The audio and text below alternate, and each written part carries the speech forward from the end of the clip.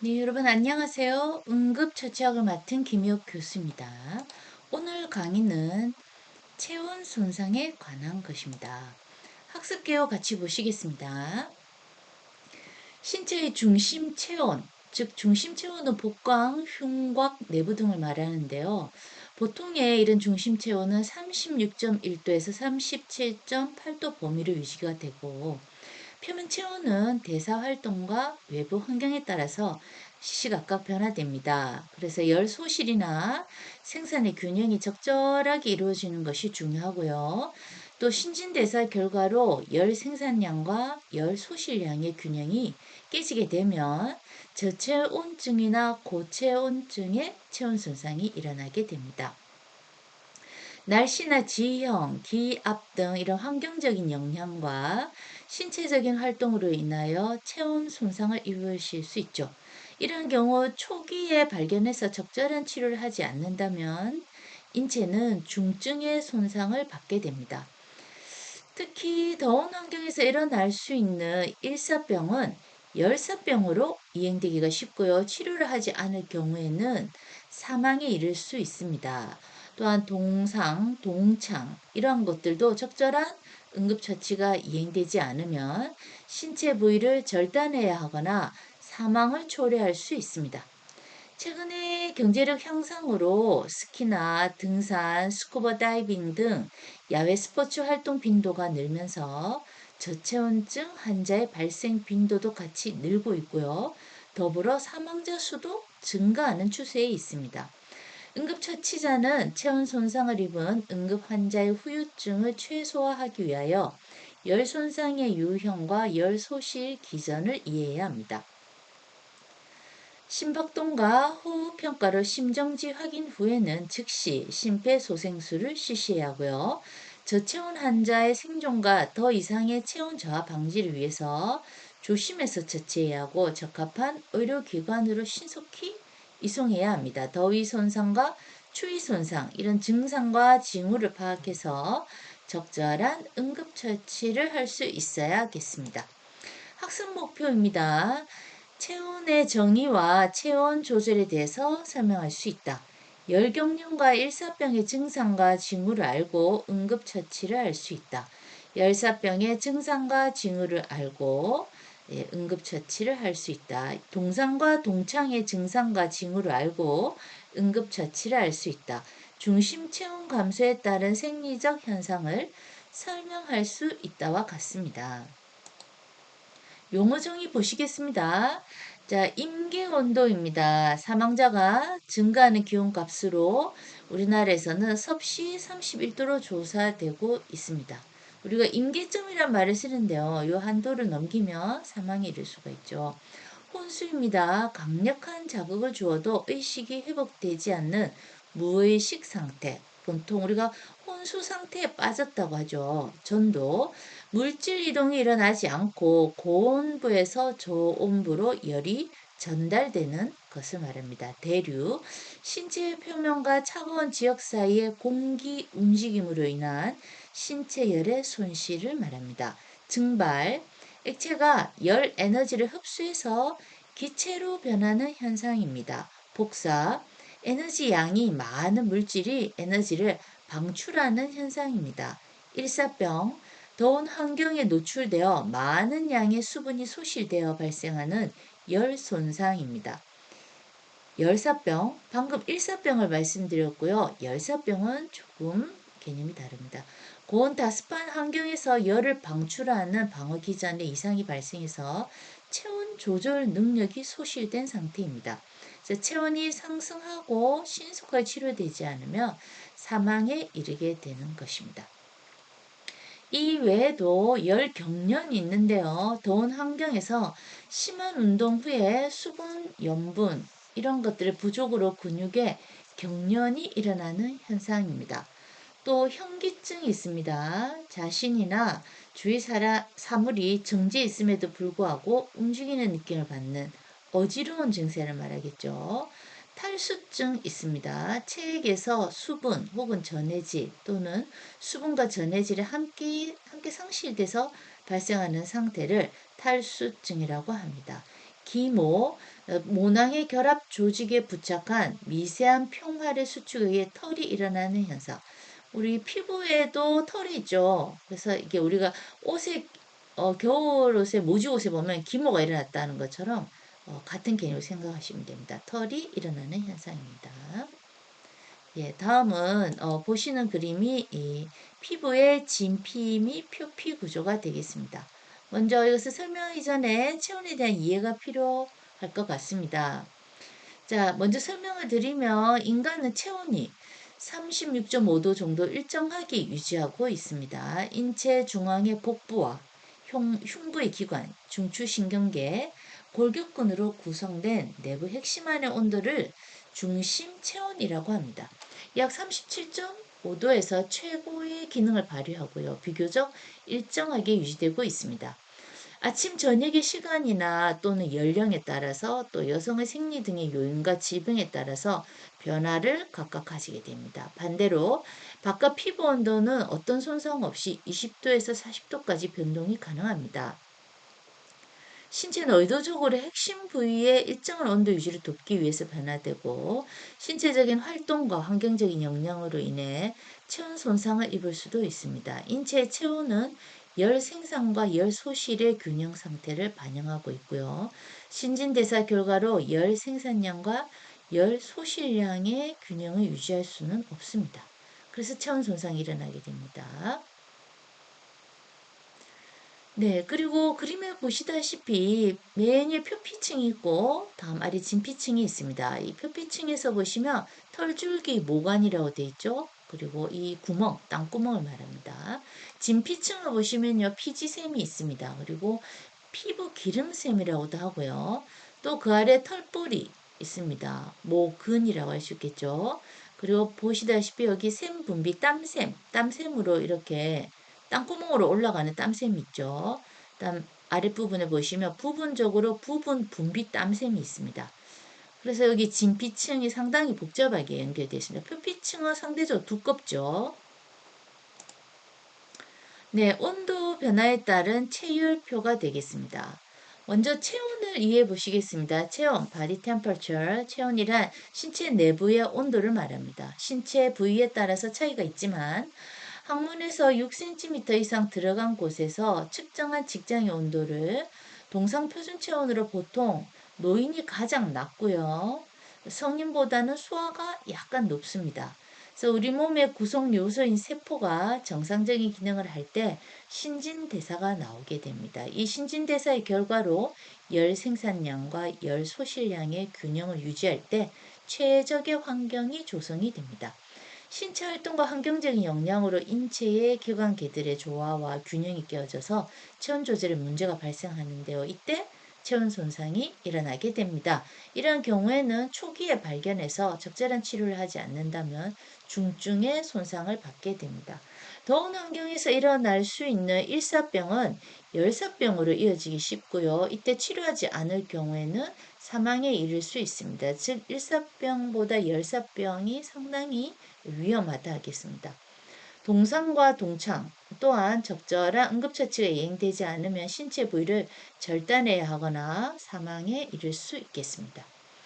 자, 그래서 그림에 보시다시피 체육부 핵심 온도 37도를 중심으로 해서 보시면 아래로 내려갈수록 온도 변화가 큰 것이 왼쪽 그림에서 보이십니다. 그리고 전체적으로 35도일 경우에는 일정한 빨간색을 유지하고 있습니다.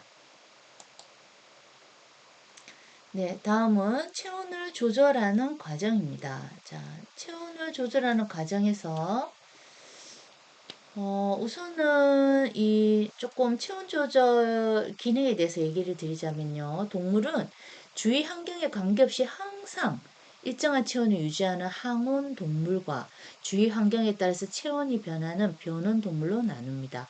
항온 동물은 온혈 동물로 포유류와 조류가 이에 속하며 변온 동물은 냉혈 동물로 어류, 파충류, 양서류 이러한 하등 동물이 여기에 속합니다. 인간은 항온 동물이기 때문에 체온을 유지하려는 기능을 가지고 있습니다. 시상 하부는 체온 조절에 있어서 중요한 역할을 수행하는데요. 말초혈관 이완과 수축, 발한, 떨림 등으로 온도를 조절합니다. 신체의 중심 체온은 항상 일정하다고 보시면 되겠습니다. 앞에서 얘기 드렸듯이 이 중심 체온은 36.1도에서 37.8도 사이를 유지하는 것이 일반적입니다. 표면 체온은 대사활동과 외부 환경에 따라서 열 소실과 생산이 이 균형이 적절하게 이루어지고 있고요. 이 균형이 만일 깨진다면 저체온증이나 또는 고체온증을 유발한다고 할 수 있겠습니다. 그래서 체온이 이렇게 조절되는 과정이 이 중간 그림에 잘 나와 있고요. 왼쪽에 보시면 37.5도를 넘어서 계속 오를 때 증상을 보시면 됩니다. 그래서 오한이나 땀이 나겠죠. 그리고 가쁜 숨을 내쉬게 되고요. 맥이 늦어집니다. 빈맥. 그리고 피부가 붉어지면서 혈압이 저하되고요. 이때 정신을 살짝 잃으면서 헛소리를 하게 되고요. 경련이 일어납니다. 그 이후에는 사망에 이르게 되고요. 자, 방금 말씀드린 건 37.5도를 넘어서 계속 체온이 오를 때를 말씀드렸고요. 맨 오른쪽에 보시면 36도 아래로 계속 떨어질 때는 어떻게 되느냐? 오한이 납니다. 다음 손발 운동 능력이 저하되면서 혈압이 상승하게 됩니다. 가벼운 착란 증세가 생기고요. 서 있지를 못하죠. 쓰러지게 됩니다. 피부가 창백하게 변하면서 부정맥이 오고 결국 사망에 이르게 되겠죠. 네, 이러한 과정이 바로 사망으로 이르는 열이 오를 때, 열이 내릴 때의 각각의 상황을 보셨습니다. 체온이 떨어질 때 일단 몸의 첫 반응은 올라갈 때도 그렇고요. 오한입니다. 오한. 그래서 체온 조절 시스템이 체온을 올리려고 근육을 떨게 하는 것입니다. 이것으로 인해서 몸의 움직임이 둔해지면서 걸음걸이가 흔들리고요. 가벼운 청란 증상이 어느 쪽에서도 일어날 수 있습니다. 열 보존을 위해서는 말초 혈관이 좁아지면서 혈압이 상승하게 되고요. 혈압 상승은 아까 말씀드린 열이 계속 떨어질 때 일어나게 됩니다. 심장은 열 손실을 만회하려고 보통 때보다 더 많이 뛰기 때문에 심혈관 질환을 앓는 사람이 추위가 심할 때는 심정지로 사망하게 된다는 것이죠. 그래서 30도 이하가 되면 이제 제대로 서 있을 수도 없고 또 말차 혈관에는 혈액 공급 부족이 되니까 당연히 피부가 창백해집니다. 혈액이 들어오지 않으니까요. 그리고 체온을 올리기 위해서는 심장이 과도하게 뛰면서 부정맥이나 심장마비로 이때 사망할 수가 있습니다. 그래서 정상 체온보다 0.5도에서 1도만 낮아도 보통 면역력이 떨어진다고 합니다. 그래서 정상 체온을 유지하는 게 상당히 중요합니다. 혈액순환이 제대로 안 되기 때문에 체내 대사에 필요한 효소 활동이 약해지겠죠. 그래서 산소나 영양분이 몸에 제대로 운반도 되지 않아요. 그러니까 36도 아래의 체온에서는 당뇨병, 골다공증, 암, 치매 같은 질환이 나타날 수 있습니다. 자, 암의 경우는 보통 자신의 그 정상 체온 30.5도 또는 중심부 체온보다 오히려 약간 더 높아야 오히려 암세포가 더 이상 발전되지 않는다는 이론도 있습니다. 네, 지금 보시는 그림은 체온 보존 수단과 체온 방출 수단인데요. 이렇게 들어가기 전에 질병으로 인한 체온이 높아질 때의 경우를 한번 보시겠습니다. 감기, 독감, 또 세균에 의한 질병, 세균의 호흡기 이런 질병에 걸려도 체온이 38도에서 40도까지 오를 수 있습니다. 몸의 면역 체계가 바이러스와 싸우는 과정에서 체온이 상승하기 때문에 일사병과는 조금 다릅니다. 면역 체계가 작동하면서 발열 물질이 배출되기 때문에 이 물질이 체온 조절 시스템의 기준 온도를 높이기 때문에 이 체온이 정상 범위로 잘 떨어지지 않습니다. 이때 몸의 기준 온도가 높아지므로 추운 곳에 있을 때처럼 오한이 나고 열이 올라갑니다. 감기의 경우에는 건강한 경우에 해열제를 복용해서 강제로 체온을 낮추게 하기보다는 물을 마시거나 쉬는 게 좋습니다. 감기 바이러스와 싸우는 면역세포의 힘을 약화시킬 수도 있기 때문입니다. 하지만 오한으로 인한 근육통 때문에 몸의 컨디션이 떨어질 때는 발열 물질 생성을 차단하는 해열제를 복용해서 체온 조절 시스템의 기준 온도를 낮추는 것이 도움이 되겠습니다. 자, 그래서 체온 보존 수단에서는 이제 혈관 수축 부분을 보시면요. 이 피부에서 인체 심부로 혈류가 전환해서 중심부의 열을 보존하려고 하는 것이죠. 그래서 체온 보존 수단이 되겠고, 기모, 체모를 세워서 따뜻한 공기를 보존하려고 하고요. 근육 운동은 근육의 떨림으로 열을 생산하려고 하는 것이고, 인체 세포는 음식물을 열 에너지로 변환시키게 되겠죠. 그리고 피부 접촉은 피부의 태양열, 불, 더운 공기, 더운 음식 이런 게 접촉이 될 때 열을 흡수하게 됩니다. 그래서 피부 해부도 아래와 같습니다. 네, 다음은 체온 방출 수단인데요. 체온을 방출한다는 말은 방금 보존한다는 말은 체온 떨어졌을 때 열을 올려야 되는 것이고요. 체온 방출 수단은 체온이 과하게 높아졌을 때 열을 배출해야 된다는 것이죠. 그래서 혈관이 확장이 되는데요. 피부 혈관을 확장해서 혈액의 온도가 감소됩니다. 발한, 땀이 기체로 변하면서 인체의 열 에너지를 흡수할 수 있게 하죠. 열 생산 감소. 이렇게 떨림과 화학적인 열 발생이 억제되어서 열 생산이 감소됩니다. 심박 출량이 증가되는데 피부의 혈액순환을 증가시켜서 열 배출을 도와주는 것이죠. 호흡량이 증가됩니다. 그래서 호흡률이 증가하면서 따뜻한 공기가 배출되고 물이 증발합니다. 그래서 인체가 그 자연 반응을 하고 있는 것입니다. 네. 자, 그리고 이제 보시는 표는 구강 온도, 직장 온도, 애가 온도, 고막 온도 되어 있습니다. 보시면 되겠고요. 또 신체 반응도 온도에 따라서 보시면 28도에서는 근육 기능이 예, 움직이지 못하겠죠. 제대로 활동 못합니다. 그리고 요 의식 불명 상태나 28도에서도 사망에 이를 수도 있습니다. 30도는 체온 조절 능력이 상실되면서 환각 상태에 빠지기도 하고요. 33도는 의식 소실이 있습니다. 그리고 근육이 경직되고요. 37도에서는 이제 36.5도와 가깝죠. 이제 정상이라고 봐지고요. 42도는 중추신경계에 장애가 생깁니다. 43도는 사망에 이를 정도로 고열이라고 할 수 있겠습니다.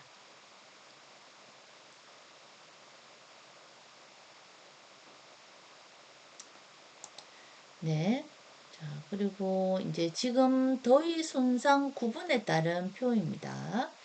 자, 더위 손상 구분에 이르기 전에 먼저 더위 손상에 대해서 한번 보겠습니다. 더위 손상이란 열 손상이라고도 할 수 있습니다. 극단적인 고온에 의한 식물 손상의 모든 형태를 포함한 신체가 견뎌낼 수 있는 한계보다 더 많은 열 에너지에 노출되었을 때 발생하는 손상을 말합니다.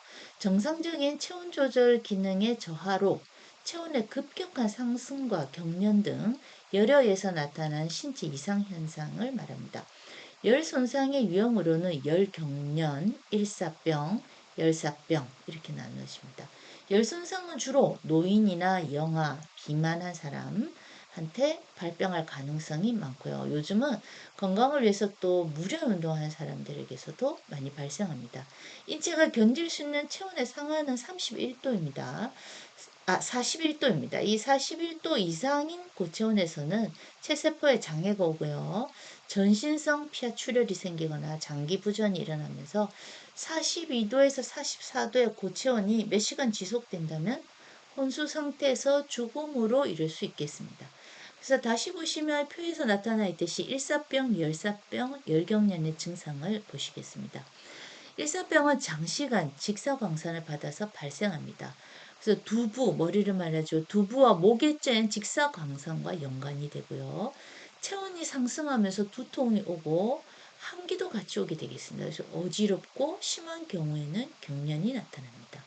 자, 열사병은 여기서 더 위험한 상태인데요. 체내 열이 과도하게 쌓여서 발생합니다. 그래서 발한에 의한 체온 조절이 한도를 초과하게 되어서 발생하는 것이고요.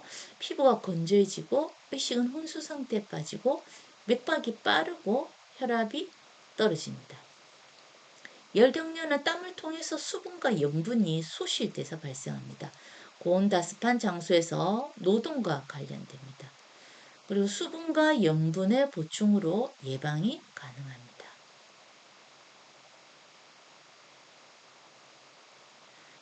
우리나라 여름철 인계온도에서 얘기 드리면요. 특히 사망자가 증가하는 기온값이 있습니다. 섭씨 31도로 2012년 질병관리본부에서 조사한 바에 의하면요. 폭염으로 인해서 열사병, 일사병 등 온열 질환자가 총 984명 하루에 발생했고요. 이 중 14명이 목숨을 잃었습니다. 온열 질환자 가운데서도 나이대가 60세 이상이 가장 많았습니다. 무더위 사망의 주범은 바로 체온 상승입니다. 32도가 넘는 무더위가 3일 이상 지속이 되면 외부의 열 흡수가 열 발산보다도 많기 때문에 염증 반응과 응고장애로 인한 열 손상자가 급증합니다. 특히 야외에서 노동하시는 분들에게 많이 발생합니다. 체온이 1도 상승할 때마다 심장 박출량은 분당 3리터씩 증가하므로 심장에 무리가 온다는 것이죠. 그래서 열 상승은 면역세포 손상으로 이어지기도 합니다. 그래서 역류하는 땀 배출 능력과 환경 조절 능력이 떨어집니다. 노인도 마찬가지고요. 그리고 만성 질환자는 심폐기능 저하로 인해서 열 손상에 피해가 발생하는 경우가 많이 있습니다.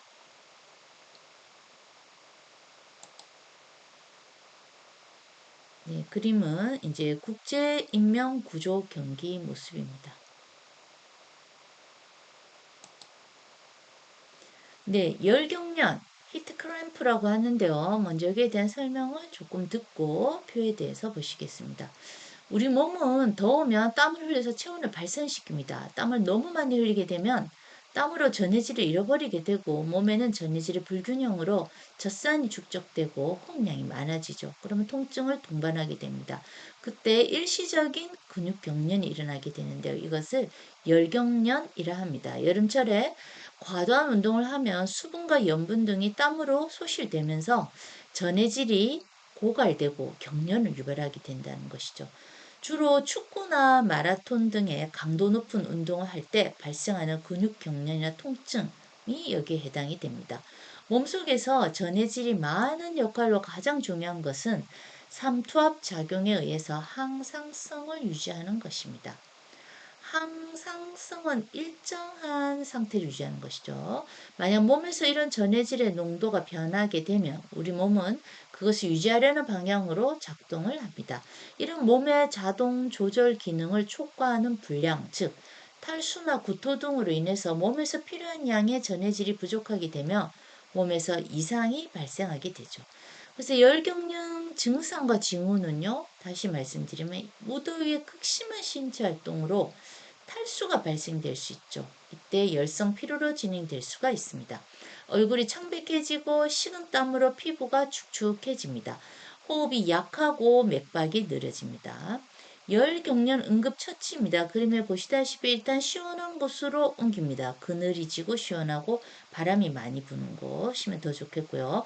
체온을 지나치게 떨어지게 해서도 안 되긴 합니다. 옷을 느슨하게 하고 발쪽을 약간 높게 합니다. 전해질 보충을 위해서 희석한 식염수나 이온 음료를 마시게 합니다. 의식이 없을 때는 당연히 병원으로 신속히 이송합니다.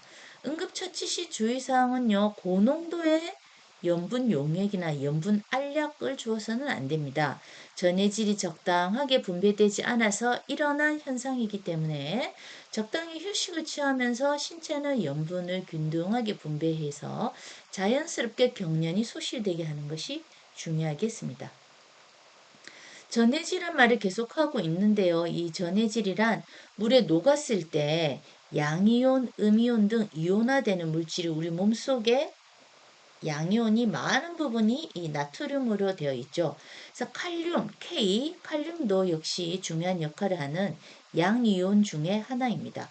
그리고 음이온으로는 염소, CI가 있으며 이러한 것들은 모두 정기적으로 평형 상태를 유지하고 있습니다. 이런 평형 상태를 앞서 말씀드렸듯이 항상성을 유지하려는 것이 있다는 것이죠. 최근에는 시중에 이온 음료가 많이 판매되고 있습니다.